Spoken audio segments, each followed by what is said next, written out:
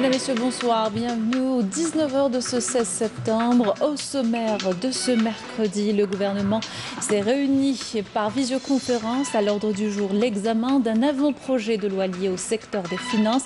Il a été question également de la formation et l'enseignement professionnel, l'agriculture et l'habitat, ainsi que la poste et les télécommunications. Le président de la République, Abdelmadjid Tebboune, convoque le corps électoral pour le référendum sur la révision constitutionnelle le 1er novembre prochain. L'ANI chargée de la révision exceptionnelle des listes électorales à compter du 20 septembre, conformément au cadre juridique. Les détails dans ce journal. Élan de solidarité autour de Mohamed Zied, un jeune homme algérien atteint de cancer, a pu regagner le pays grâce à la mobilisation de notre communauté établie à l'étranger et à l'aide des autorités algériennes. Nous sommes allés à la rencontre du jeune homme, de sa famille et tous les acteurs qui ont contribué à son rapatriement, à sa prise en charge. Et puis situation sanitaire, 232 nouveaux cas confirmés de coronavirus, 159 guérisons et 13 décès enregistrés ces dernières 24 heures selon le comité scientifique de suivi de l'évolution de la pandémie. Bonsoir à tous. Je vous le disais en titre, le gouvernement s'est réuni ce mercredi par visioconférence. À l'ordre du jour, l'examen d'un avant-projet de loi lié au secteur des finances. Il a été question également d'un décret exécutif lié au secteur de la formation et de l'enseignement professionnel, au secteur de l'agriculture et au secteur de l'habitat. Lors de cette réunion, il a été procédé également à la présentation d'une communication relative au secteur de la poste et des télécommunications. Premièrement, le gouvernement a entendu un exposé présenté par le ministre des Finances relatif à l'examen de l'avant-projet de loi portant règlement budgétaire pour l'exercice 2018. Ce projet de texte pris en application de l'article 179 de la Constitution et à des dispositions de la loi relative aux lois de finances détermine les résultats d'exécution des lois de finances initiales et complémentaires de l'exercice considéré.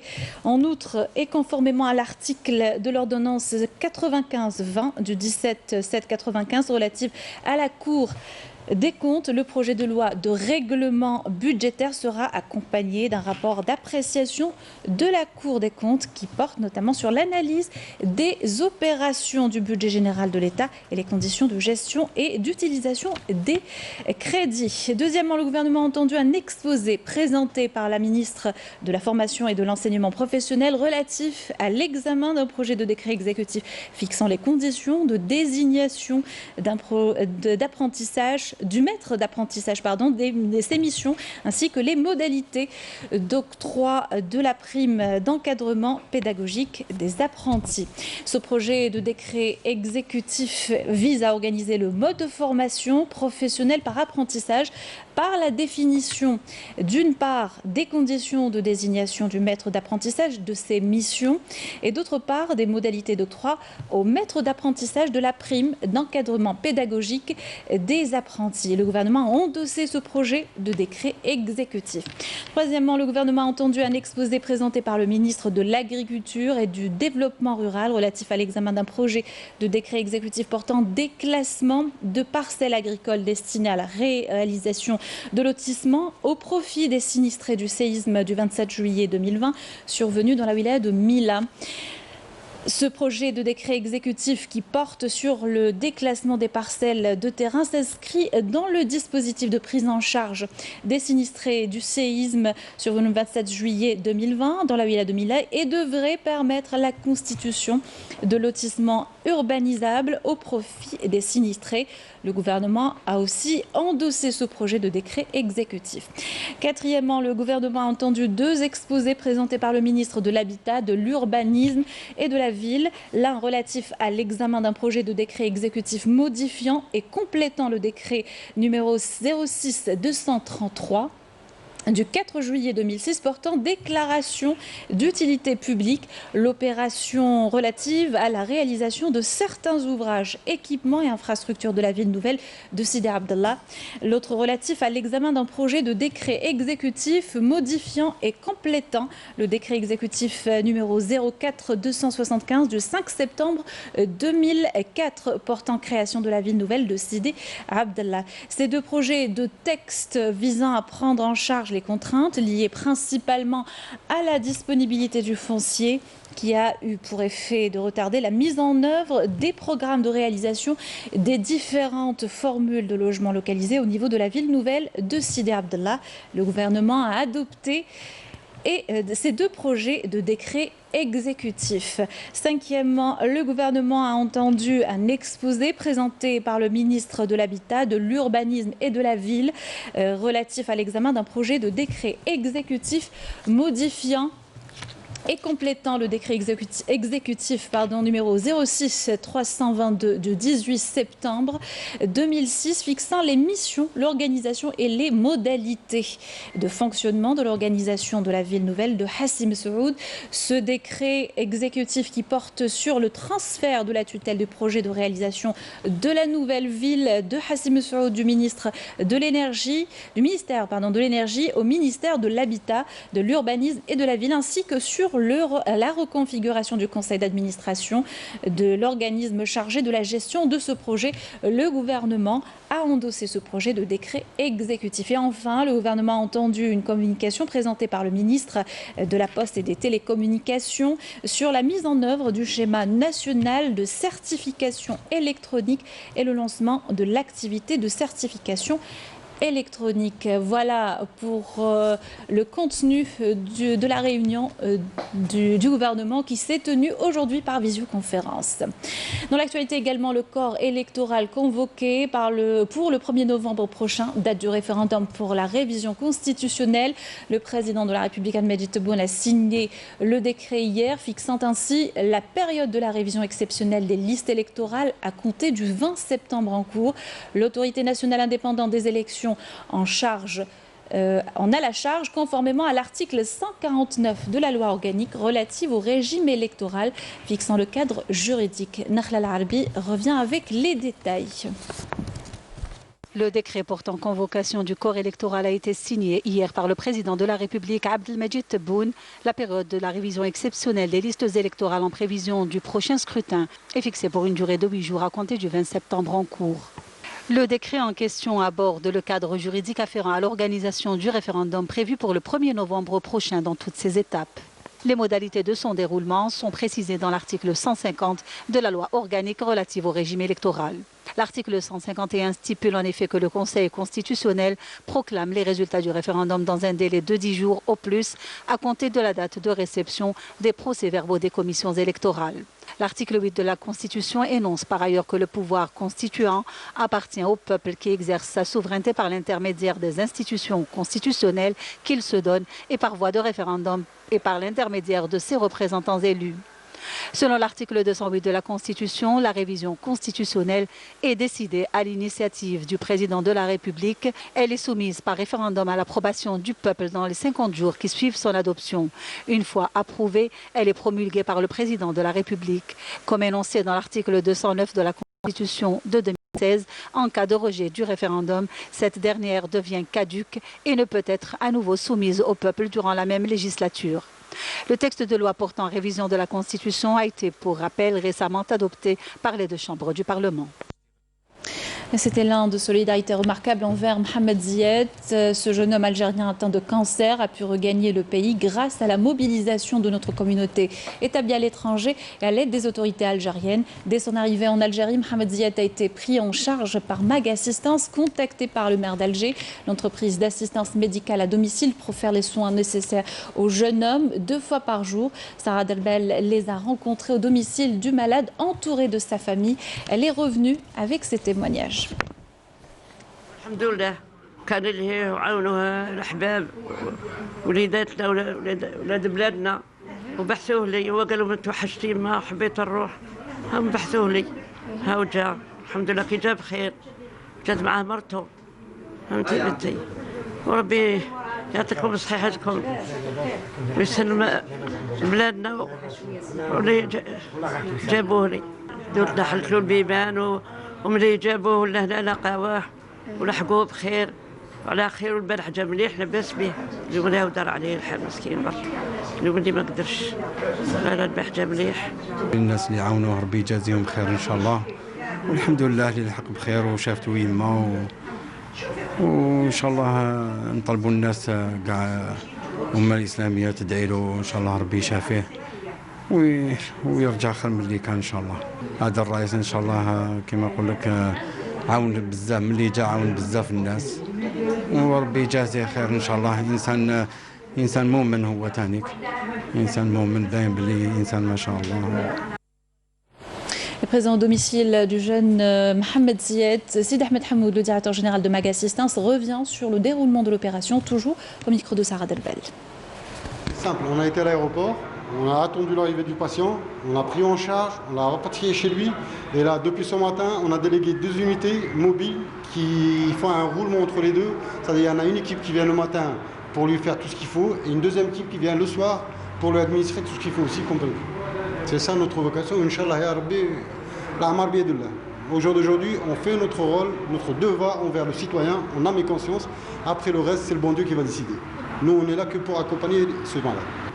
Et on voudrait bien lancer un message à toute la communauté, les communautés algériennes qui se trouvent à l'international. S'ils ont un souci pour rapatrier une personne sur l'Algérie ou quoi, vu que notre président, qu'on nous remercie, qui nous a ouvert le ciel pour rapatrier ce citoyen, on voudrait bien faire la même chose pour les autres. C'est-à-dire s'il y a des cas pareils, Mag Assistance est prête à les prendre en charge au niveau national. C'est-à-dire sur le 48 là, s'il y a un patient qu'on rapatrie de l'international, on est là pour le prendre en charge en tant qu'Algérien. Et tout ça se fera bénévolement. C'est du bénévolat, ça veut dire qu'on fait c'est de l'humanitaire en quelque sorte. C'est l'association Solidarité Britannia qui a pris en charge Mohamed Zied en Angleterre. Je vous invite à écouter Linda Ouazar, fondatrice de l'association, contactée plutôt par notre rédaction. L'initiative a commencé par M. Badis de l'association Hira. Il a fait un appel à la communauté en utilisant une vidéo live. Et depuis ce moment-là, toute la communauté s'est mobilisée et tout le monde a essayé de tout le possible pour aider. Une grande somme d'argent a été collectée en 3 heures, je pense, 14 000 pounds pour louer un avion privé et l'envoyer parce que le souhait de M. Mohamed était de retrouver sa maman en Algérie. Et puis, comme il n'y avait pas de vol et tout est suspendu dû au Covid-19, on est très très content que le gouvernement algérien a justement ouvert la possibilité pour que M. Mohamed soit réuni avec sa famille. Franchement, les images qu'on a vues de M. Mohamed arrivant à l'aéroport d'Alger nous a tous fait pleurer ici en Angleterre. C'était très très émouvant. C'était une mixture entre la fierté et on était tous moved from inside. Pardon, je mélange un peu d'anglais. Donc voilà, on était tous fiers et très très contents. C'était comme si on est tous en train de voir nos mamans parce que nos mamans nous manquent à tous ici à Londres. Mais Inch'Allah, on lui souhaite la guérison et voilà. Voilà, on écoutait donc depuis Londres Linda Ouazar, fondatrice de l'association Solidarité Britannia, qui a pris en charge le jeune Mohamed Zied. Ce jeune Algérien installé à Londres est gravement malade, a lancé un appel à l'aide pour pouvoir rentrer, retrouver sa famille en Algérie. Son histoire a beaucoup ému et a été largement reprise sur les réseaux sociaux. Malie Namis nous en parle. أطلب الدعاء والشفاء. أنا شوية عيان إن شاء الله خاصوا يدعوا لي والأمور السلمية. C'est à travers cette vidéo publiée sur les réseaux sociaux que Mohamed Zied, un jeune Algérien souffrant d'un cancer, a lancé un appel pour pouvoir rentrer chez lui et revoir sa famille. Je remercie les autorités qui se sont impliquées et qui l'ont aidé. Je ne peux pas parler, je m'excuse. Merci à tous les Algériens. Un message émouvant qui a permis à Mohamed de rejoindre les siens grâce à la solidarité des Algériens d'ici et d'ailleurs.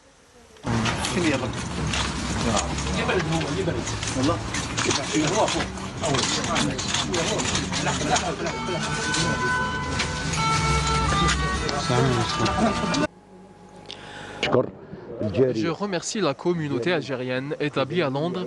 Merci à tous ceux qui ont participé à cette opération.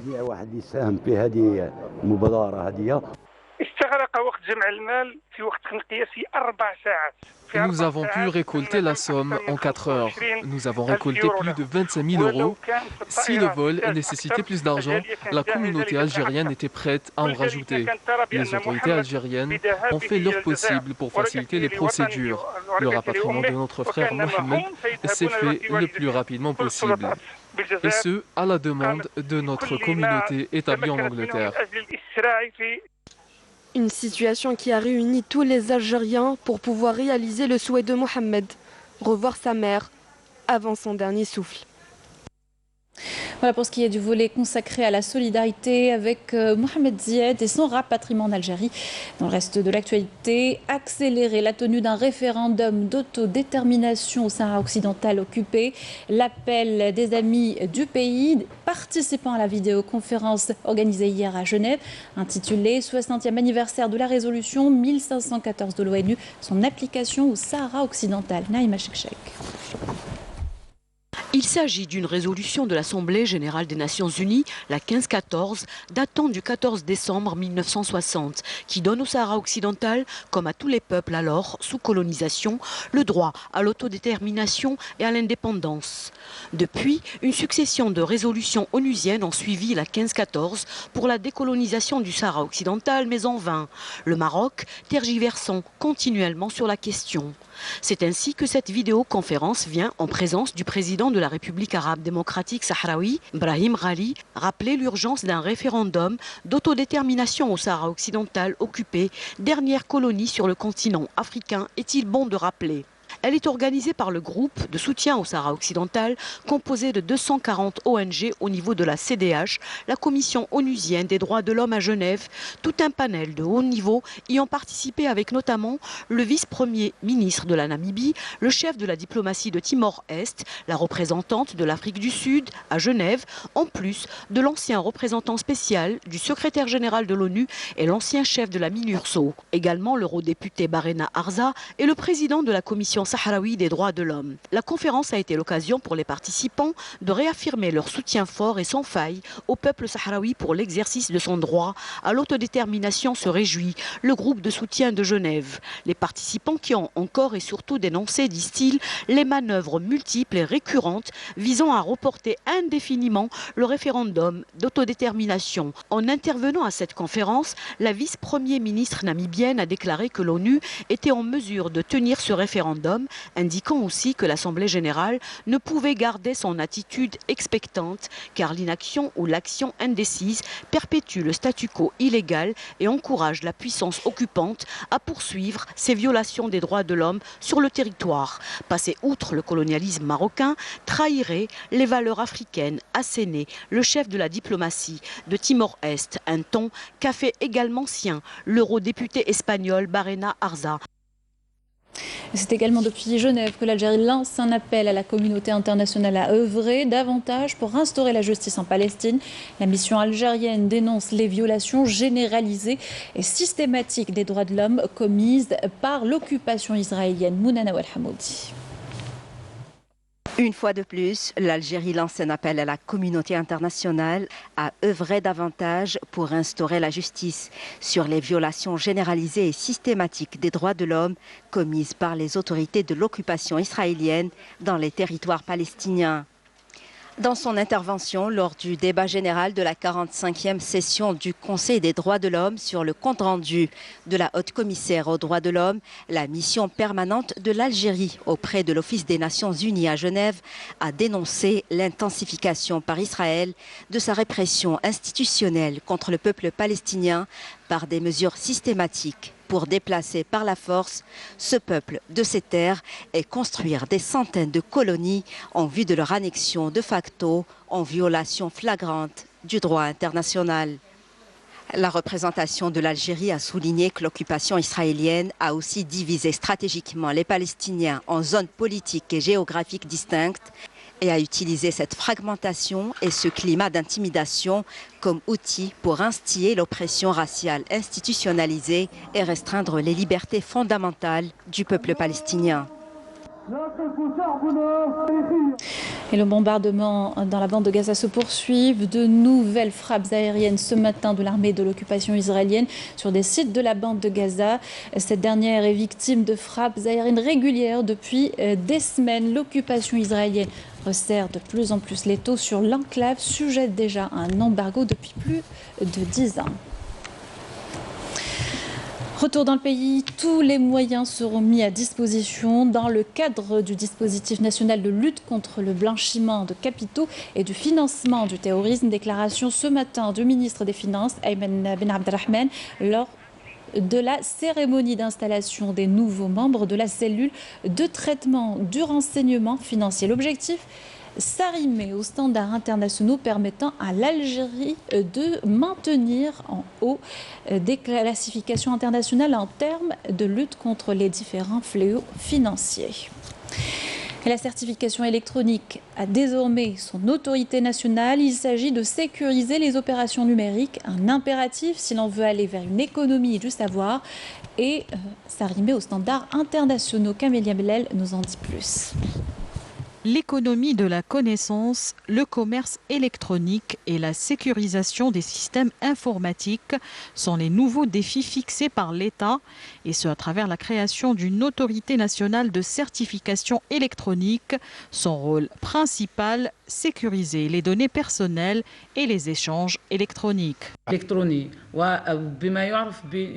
Il s'agit là d'une autorité de certification électronique. C'est l'un des piliers stratégiques de la numérisation, puisque offrir un service numérique de qualité demande la création d'une identité numérique au profit d'une personne physique ou morale et peut même s'appliquer aux équipements. Cette autorité est capable de garantir la sécurisation des échanges électroniques. Mais en quoi consiste cette certification électronique et comment fonctionne-t-elle? La loi 1504 fixe les règles générales relatives à la signature et à la certification électronique. De ce fait, 3 autorités ont été créées pour la certification électronique. La première est l'autorité nationale de certification. Sa principale mission consiste en la supervision et la gouvernance de l'activité de certification électronique. Et puis, il y a une autre autorité gouvernementale qui offre le service de certification, mais aussi la signature électronique au profit des entreprises publiques. Enfin, il existe une autorité économique de certification électronique destinée aux institutions relevant du secteur économique. Voilà que le commerce électronique dispose enfin de son autorité économique de certification électronique, une autorité capable de garantir la sécurisation des échanges électroniques et la rapidité de traitement des dossiers. Ce projet permettra de développer les échanges électroniques, mais également de booster l'économie nationale de manière générale. Cette autorité économique œuvre à préparer des licences au profit des prestataires de services électroniques, mais aussi les entreprises qui répondent au cahier des charges.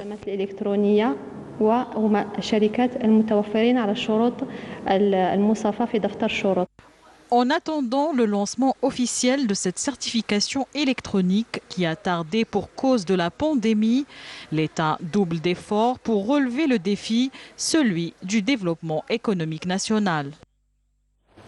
4e et dernier jour des épreuves du baccalauréat pour certaines branches. Les candidats se sont penchés ce matin sur l'histoire-géographie. L'après-midi a été consacré à l'examen de langue amazigh. Pour rappel, plus de 630 000 candidats sont concernés par l'examen de cette session 2020-2021 qui survient dans des conditions exceptionnelles à cause de la pandémie de coronavirus. Toujours dans le contexte du baccalauréat, mais cette fois-ci avec les seniors ou presque.